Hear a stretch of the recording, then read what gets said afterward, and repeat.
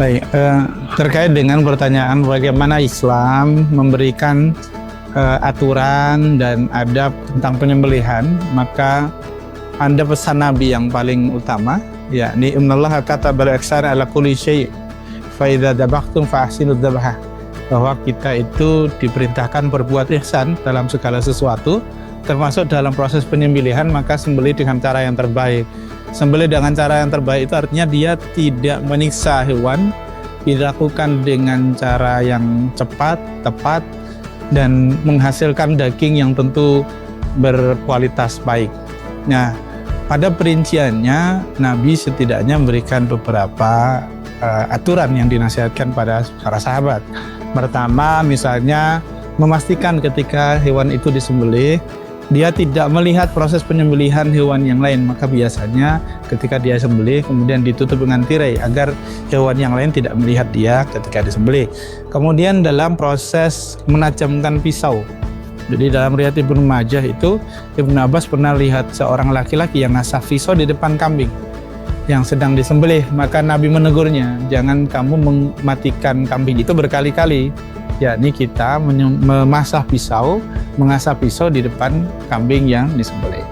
Nah, kemudian juga kita diajarkan untuk berdoa. Berdoa itu artinya memastikan bahwa bedanya binatang yang dikorbankan dengan binatang yang dia menjadi haram adalah proses doa itu, karena doa itu memastikan bahwa kita menyembelih ini dalam rangka mendekatkan diri kepada Allah, dan itulah makna dari kurban. Kurban artinya adalah mendekat, dan mendekat kepada Allah itulah konsep kita berkorban. Jadi tujuannya bukan soal binatang itu saja, tapi tentang bagaimana penghambaan kita kepada Allah.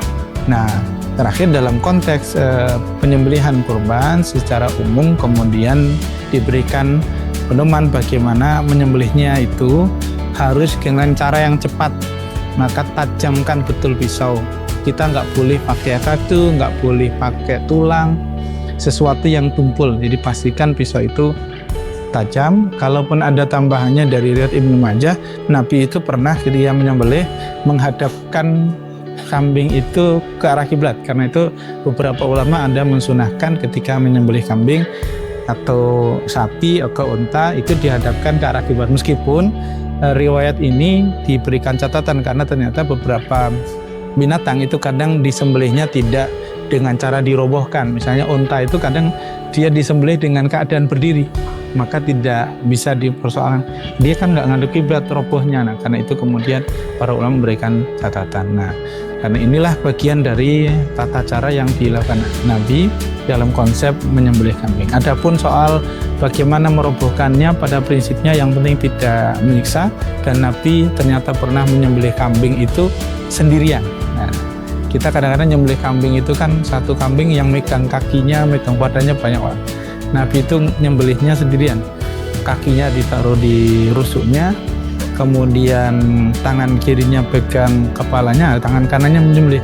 Jadi cukup satu orang bisa untuk menyembelih satu ekor kambing tanpa harus beramai-ramai.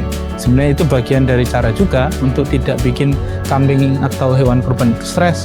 Kalau dikeroyok ya tentu binatang itu stres.